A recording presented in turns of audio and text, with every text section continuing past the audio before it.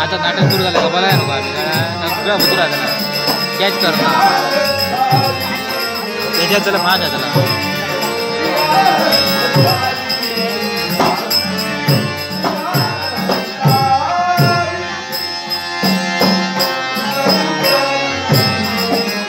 आता मी होया करतो 2 जण करतो होईजन होई काहीतरी लटकायचं त्याच्यात मामा दुसरं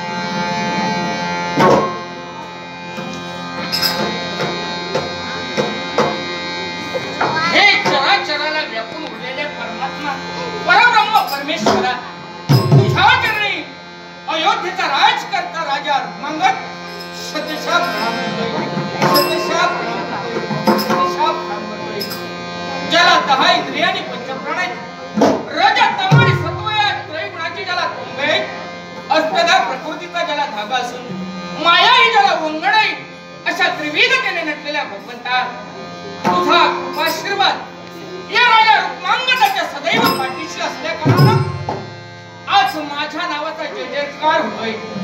राजकर्ता असावात राजा रुक्मांगदासारखा, राजकर्ता असावात राजा रुक्मांगदासारखा हे जय जयकाराचे शब्द ऐकले खरोखरच मन कसं प्रसन्न होतंय.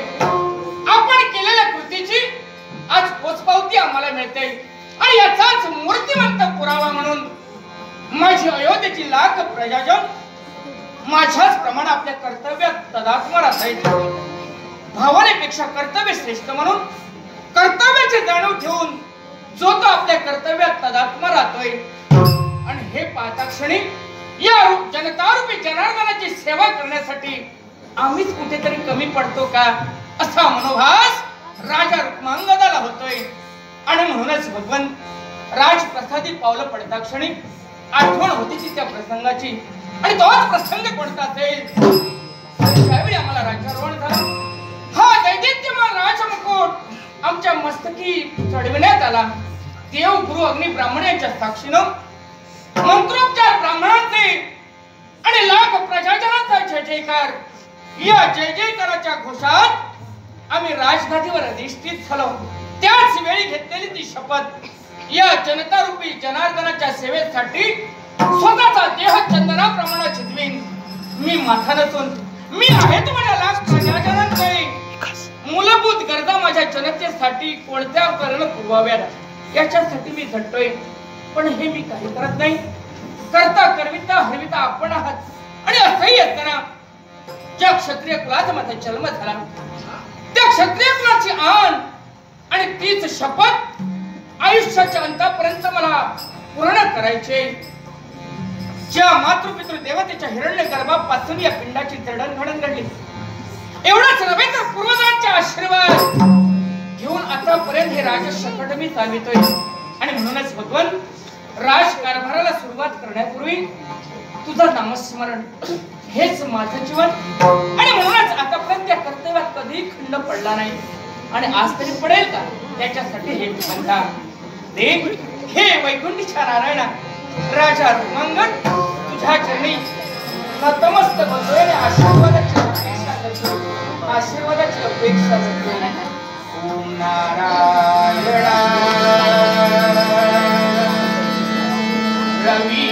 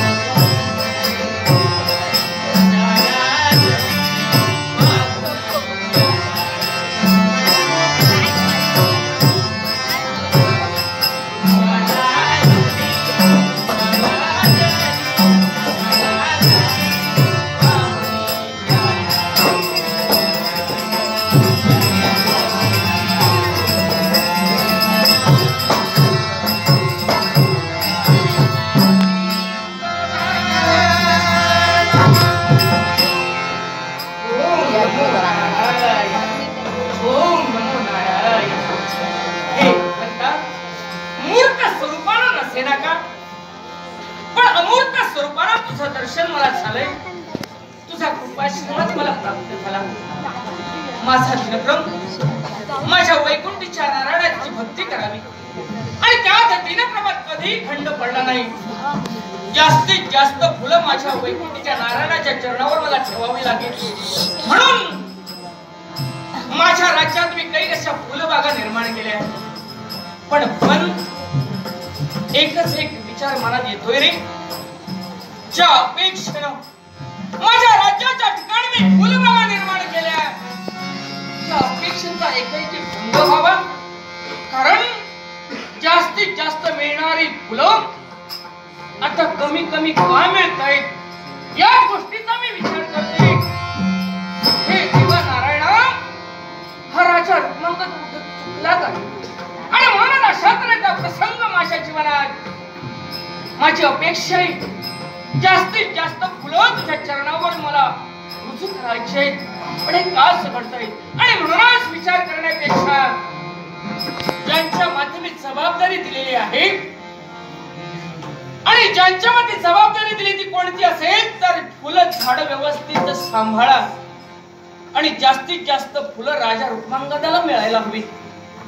तेच माळी दादा यांना मी राजप्रसादी बोलविलं नाही, अद्यापर्यंत त्यांचा आपण का झाला नाही हा तुम्ही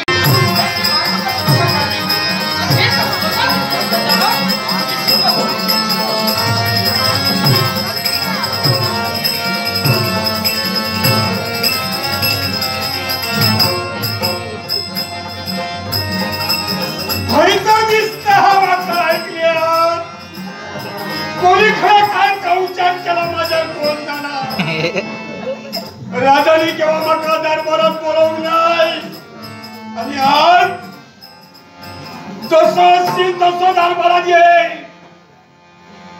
अरे माझ्या बाबा दरबारात केव्हा येऊन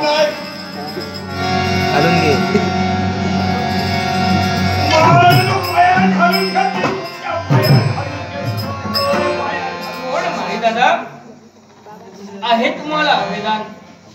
आम्ही जरी राजकर्ते असलो तरी सुद्धा तुम्ही आम्हाला पित्याच्या जागी पूज्य आहात, घाबरण्याचं मुळीच कारण नाही असे पुढे या म्हणतोय. काय पाहता भय दिसता तुमचं मला केव्हा दरबारात येऊन नाही मी तुमच्या समोर ऐकले. हे पहा, माणसाचं मन भित्र केव्हा बनतो मला सांगावं म्हणजे नेमकंच तुमचा अपराध तुमच्या ध्यानी आला असेल असं मला वाटतं. काय म्हणतात तुम्ही?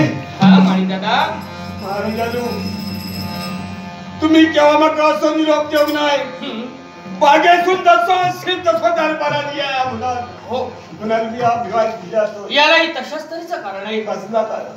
माळी दादा मला सांगावं, तुमच्या माती राजकारणाला जबाबदारी दिली ती कशासाठी असेल तर जास्तीत जास्त फुलं पूजेसाठी मिळावी म्हणून. आणि त्या कर्तव्यात आतापर्यंत तुम्ही कधीही काम चुकारपणा केला आणि ह्याच्या पुढे अजिबात करूच नाही. मग आज तुमच्या विश्वासात घालवूच नाही. मग आज जसा विश्वास तुम्ही सांगितलं तसं बसावा. मग आज असं का घडतंय?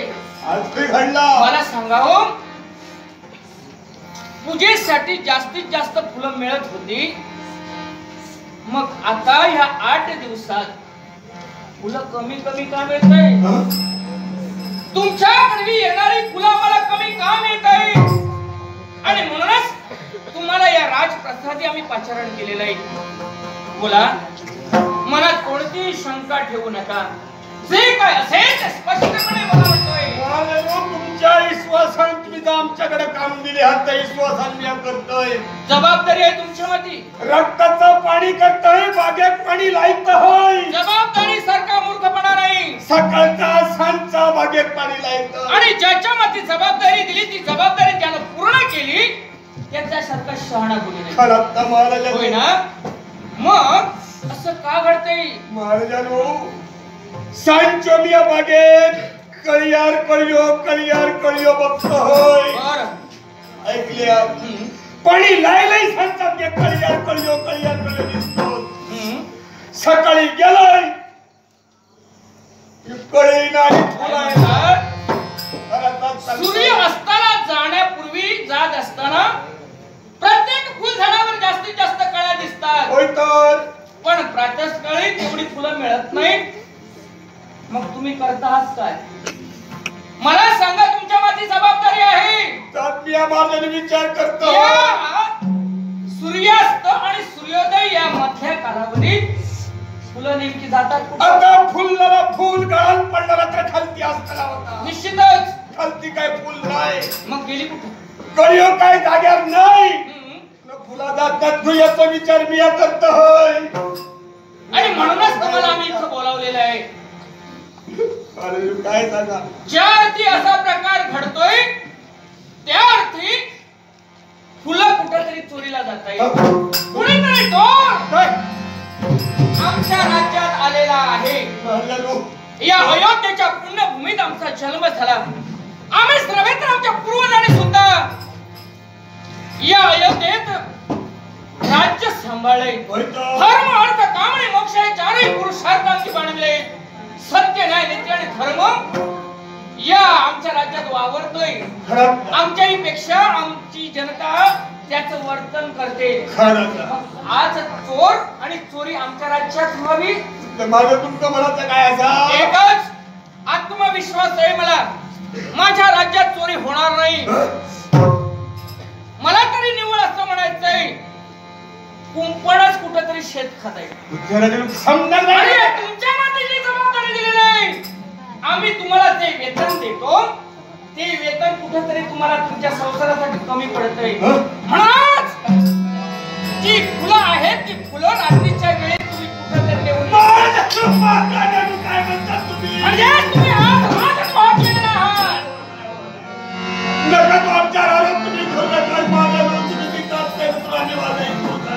बोलण्याचा अर्थ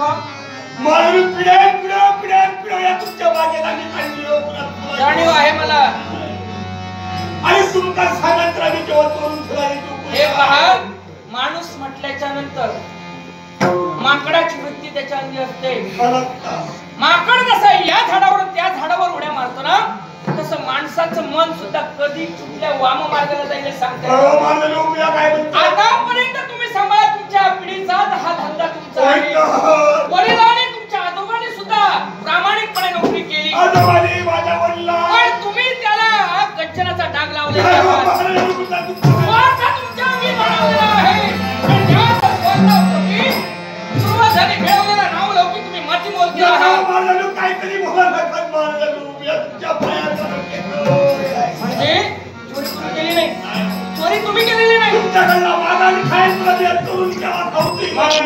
मला सांगाव, ज्याप्रमाणे फुल झाडांना पाणी घालण्याची जबाबदारी तुमची आहे, त्याचप्रमाणे त्या बागेचं रक्षण करणं ही सुद्धा जबाबदारी तुमची. आणि माझ्या जीवाच्या पलीकडे मी या बागेचं रक्षण करतोय. रात्रीच्या समयी तुम्ही तिथं असता का? नाही हो माझे, रातचं मी नसतोय. 3 सांजा नेमक्या घराकडे येतोय. हो, मग एकच करा, तुमच्यावर आम्ही अविश्वास दाखवणार नाही.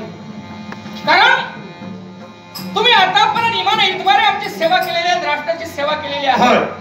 म्हणून तुम्ही जर का चोरी केली नसाल तर कोणीतरी चोर निश्चितच आहे बागेत. चोर याच्यासाठी तुमच्या माथी आणखी एक जबाबदारी, त्या बागेचं रक्षण करणं, ते सुद्धा रात्रीच्या समयी जाता पहारा ठेवा.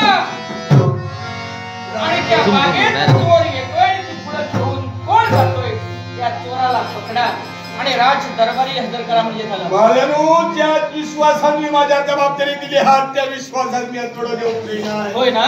ही जबाबदारी आता मी माझ्या माती घेऊन दिवसाचं सोडलं त्या रातचं आता बागेत होती. रात पहिले आज जेणे बघा चोर करायलो आणि या भरलेला दरबार मागाचा चोर केले आहात, त्या चोरात तुमच्या हाडून समोर ठेवल्या जातोय.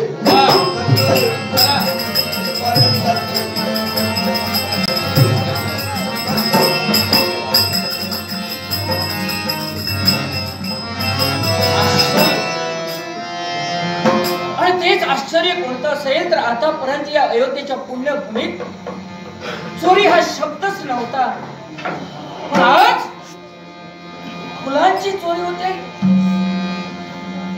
धन, द्रव्य, दाग दागिने यांची चोरी झाली असती तर काहीतरी गोडबंगाल म्हणायला आलं असतं. पण आज निव्वळ फुलांची चोरी होते. मन कसं सैरभैर झालंय. पण जोपर्यंत चोरी कोण करतोय तो चोर आमच्या समोर येत नाही तोपर्यंत याचा निवाडा होणार नाही. म्हणून काही वेळ माळी दादाची मार्ग प्रतीक्षा करावी याच्यासाठी माझ्या देवाच्या पूजनाची मला तयारी करायची. म्हणून देव गाभाऱ्याच्या ठिकाणी जावं आणि त्या परमेश्वराचं नामस्मरण करावं हेच